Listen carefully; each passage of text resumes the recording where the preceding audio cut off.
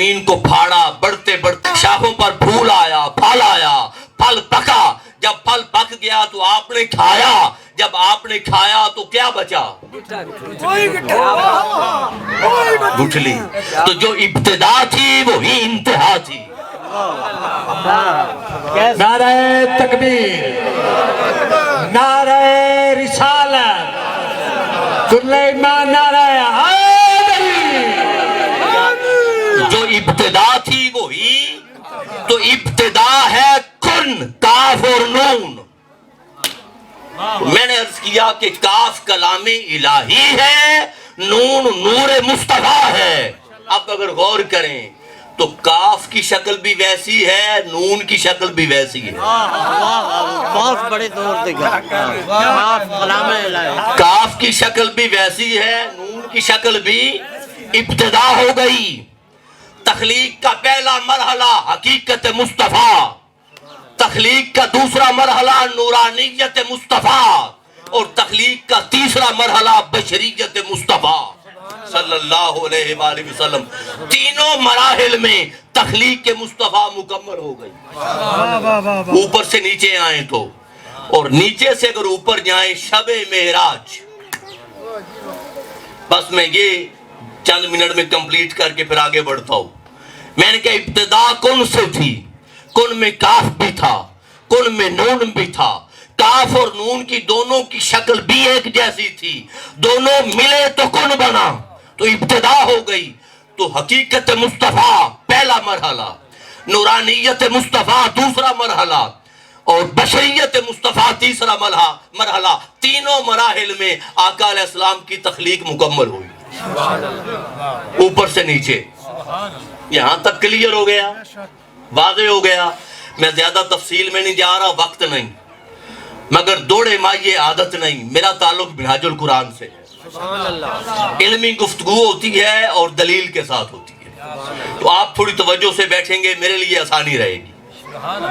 جب شب معراج نیچے سے اوپر گئے تو معراج بھی تین مراحل میں ہوئی۔ پہلا مرحلہ حتیم کعبہ اور حضرت ام ہانی کے گھر سے لے کر مسجد اقصی تھا۔ پہلا مرحلہ یہ معراج بشریت مصطفیٰ تھی صلی اللہ علیہ وآلہ وسلم۔ چونکہ نیچے سے اوپر جا رہے ہیں، اوپر سے آئیں تو پہلے حقیقت، پھر نورانیت اور پھر بشریت۔ نیچے سے جائیں تو پہلے بشریت، پھر نورانیت اور پھر حقیقت۔ تو حضرت ام ہانی کے گھر سے لے کر مسجد اقصی تک جب کل انبیاء جمع تھے، اور آدم علیہ السلام سے لے کر عیسیٰ علیہ السلام تک ہر نبی اس انتظار میں تھا کہ مصطفیٰ آئیں اور جماعت کروائیں۔ تو جب کل انبیاء کائنات کی سب سے اعلیٰ ہستیوں کو مصطفیٰ نے امامت کروائی اور ہر نبی امت مصطفیٰ میں شامل ہوا، تو معراج بشریت مکمل ہو گئی۔ جیو بھائی جیو، سبحان اللہ۔ تو پہلا مرحلہ بشریت مصطفیٰ کا تھا، پہلا مرحلہ بشریت مصطفیٰ صلی اللہ علیہ وآلہ وسلم۔ تو مسجد اقصی تک بشریت مصطفیٰ کی معراج ہوئی، حضور کی بشریت کی معراج ہوئی۔ مسجد اقصی سے سدرۃ المنتہا، جہاں کل عالم بشر نیچے رہ گیا، ساتویں آسمان تک عالم بشر، کائنات انبیاء کل نیچے رہ گئے۔ حضور آگے بڑھے، جب آگے بڑھے تو سدرۃ المنتہا آیا، مقام سدرہ آیا۔ فرشتوں نے عرض کیا مولا تیرا محبوب آ رہا ہے انبیاء کو فیض دے کر، جماعت کروا کے، زیارت کروا کے، خیرات بانٹ کر، تیرا محبوب آ رہا ہے، یہاں سے محبوب نے گزرنا ہے، کرم فرما دے، اس کے دیدار کی ایک جھلک ہمیں بھی دے دے۔ اللہ پاک نے فرمایا سدرہ کے پتے پتے پر بیٹھ جاؤ، یہاں مصطفیٰ سواری بدلے گا۔ کیا بات، کیا کہہ رہے جناب کیا بات یہاں محبوب سواری بدلے گا اور جتنی دیر سواری بدلے گا تم دیدار کر لینا سارے اذا یکش سدرہ تو با یکشا جب سدرہ کو ڈھانپ لیا جس نے ڈھانپ لیا تو کل کائنات نور سبحان اللہ جمع ہو گئی سدرۃ المنتہا پر تو جب نور خیرات لے رہا ہے تو دینے والا افضل ہوتا ہے بے شک لینے والے کے پاس وہ نعمت اگر پہلے ہی ہو تو لینے کی ضرورت ہی نہیں تو کل کائنات نور جمع تھی خیرات لینے کے لیے حضور وہاں رکے تو سدرۃ المنتہا جبریل کو کہا آؤ آگے چلتے ہیں عرض کیا لو دنوت انملتن حضور اگر میں ایک چیونٹی اور بال کے برابر بھی آگے بڑھ گیا تو لہترک تو جل کے راکھ ہو جاؤں گا آگے نہیں جا سکتا جبریل رہ گیا براق بجلیوں کا مجموعہ رہ گیا کل عالم نور رہ گیا کل فرشتے رک گئے قدم آگے نہ بڑھ سکے قدم آگے نہ بڑھ سکے حضور نے فرمایا جبریل میں تو جا رہا ہوں اب ایک بات تجھ سے کرتا ہوں کیا فرمایا جب میرے دادا حضرت ابراہیم علیہ السلام کو چکھا نمرود میں ڈالا جانے لگا تھا تو آیا تھا ذرا یاد کر ہاں آقا میں آیا تھا تو نے کہا تھا کہ اے ابراہیم اگر کوئی اللہ کی بارگاہ میں سوال ہو تو بتا دیں میں وہاں جا سکتا ہوں جہاں کوئی نہیں جا سکتا تو نے یہ بات کی تھی آج بدلہ چکانے کا وقت آیا ہے جبریل بتا تیری خواہش ہے تو بتا میں وہاں جا رہا ہوں جہاں تو بھی نہیں جا سکتا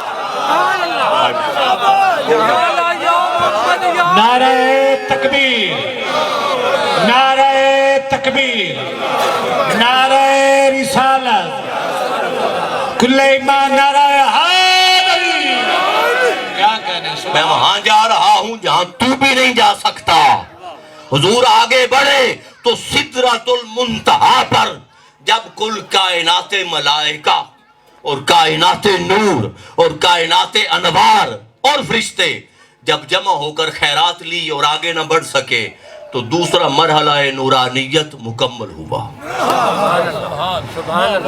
یہاں حضور کی معراج نورانیت کی تھی یہاں حضور کی معراج نیچے والا یہاں حضور کی معراج نورانیت کی تھی تو پہلا مرحلہ بشریت کا تھا دوسرا مرحلہ نورانیت کا تھا جب میں لوں میری طرف توجہ رکھیں دوسرا مرحلہ نورانیت مصطفیٰ کی معراج کا تھا مکمل ہو گئی اب آگے بڑھے تو نور بھی نہیں جا سکتا تھا عالم دنیا نیچے رہ گئی عالم اجسام نیچے رہ گیا عالم کائنات نیچے ساری مادی کائنات نیچے رہ گئی عالم نور نیچے رہ گیا عالم ملکوت نیچے رہ گیا عالم جبروت نیچے رہ گیا عالم لاہوت نیچے رہ گیا عالم ہاہوت نیچے رہ گیا عالم مکان نیچے رہ گیا عالم لا مکان نیچے رہ گیا عالم امر آیا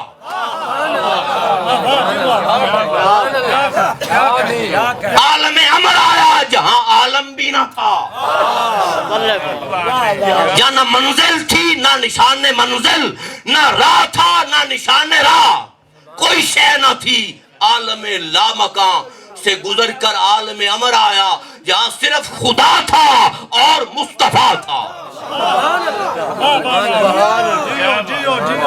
صلی اللہ علیہ وآلہ وسلم شاہ صاحب نے پہلے سنا ہے میرے ذہن میں ایک بات آ گئی تو میں ساتھ ہی عرض کر دوں پھر آگے بڑھتا ہوں جنہوں نے سنا ہے انہوں نے سنا ہے اور جنہوں نے منہاج القرآن کو سنا ہے آپ جانتے ہیں میں جو کچھ بیان کر رہا ہوں جو میں بیان کر رہا ہوں میں حضور شیخ الاسلام کا شاگرد ہوں حنفی المسلک ہوں اور اہل السنہ والجماعہ سے میرا تعلق ہے کہنے کا مطلب جس کا یہ عقیدہ نہیں وہ سننی ہی نہیں سبحان اللہ پھر آگے بڑھیں جب عالم امر آیا تو براق سدرۃ المنتہا پہ رہ گیا. رف رف آیا, رف رف عالم لا مقام پہ رک گیا, حضور آگے نہیں جا سکتا. پھر بکہ نور آیا, نور کا حالہ آیا, نور کا گولا آیا, اور وہ جو بکہ نور تھا, نور کا حالہ, وہ صفاتی انوار الہیہ تھے. صفاتی انوار الہ تھے. چونکہ خدا کے پاس مصطفیٰ کے علاوہ کسی اور نے جانا نہیں تھا, پھر سواری بھی غیر کیوں ہوتی؟ اپنے انوار کی سواری بھیجی, اپنے صفاتی انوار کی سواری بھیجی. جب اپنے صفاتی انوار کی سواری بھیجی تو جانے والا کون تھا؟ مخلوق. جانے والا کون تھا؟ بولیں, مخلوق. سواری کس کی تھی؟ خالق کے صفاتی انوار کی. تو بھئی فرق تو تھا, مخلوق اور خالق میں فرق تو تھا. حضور فرماتے ہیں کہ جب مجھے اس سواری میں داخل کیا گیا, اس سواری میں جب مجھے داخل کیا گیا تو چونکہ فرق تھا خالق اور مخلوق میں, فرق تھا خالق اور مخلوق